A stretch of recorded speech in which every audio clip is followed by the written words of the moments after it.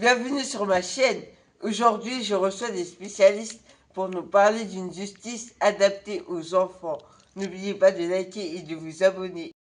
Cornelius, Lou, Wajd, Djibril, Hippolito, Atik, Giovanna et Nazim. Ma première question est, qu'est-ce qui pousse un enfant à commettre un délit?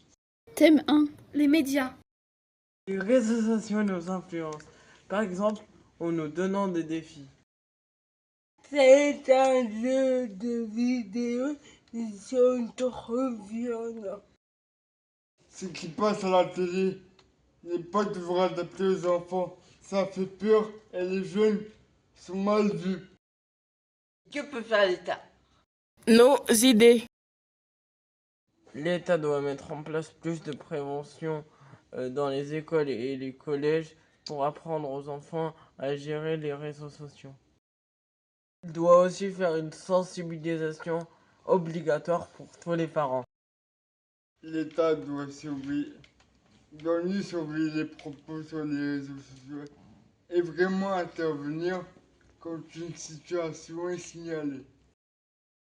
L'État doit mieux contrôler ce qui est dit à la télévision pour éviter d'aggraver les injustices ou les inégalités.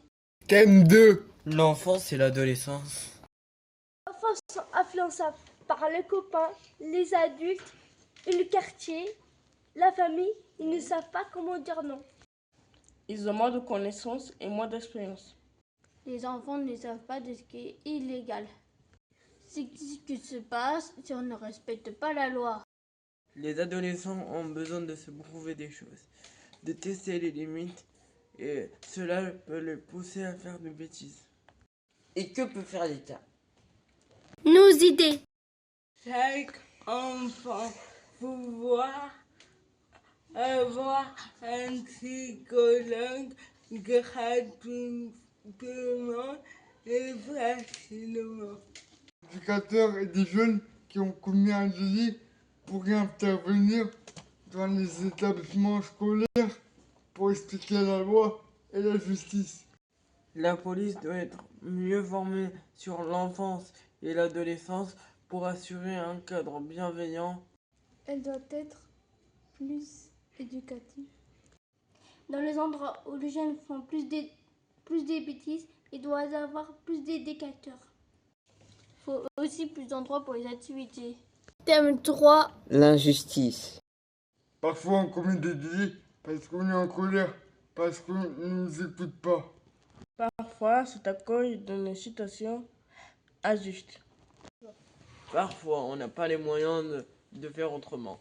Par exemple, quand on n'a pas assez d'argent pour manger. Et que peut faire l'État? Nos idées. Écoutez les jeunes pour savoir ce qu'ils ont besoin. Pour savoir quelle situation elles vivent, Il faut trouver des solutions pour que la société soit plus égalitaire.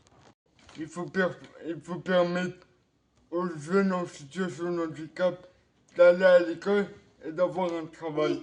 il faut permettre à tout le monde de vivre dans un logement adapté. Conclusion. Pour toutes ces raisons, nous voyons bien que la justice pour les enfants doit être adaptée. Voici toutes les idées que nous avons eues avec les jeunes de l'UEM et les jeunes du collège Camille Claudette. La justice pour enfants doit être explicative, éducative, préventive, cadrante mais bienveillante, accompagnante. Elle doit utiliser le tutorat. Elle doit permettre de réparer. Elle doit laisser une seconde chance. Merci pour votre écoute et à bientôt sur notre chaîne.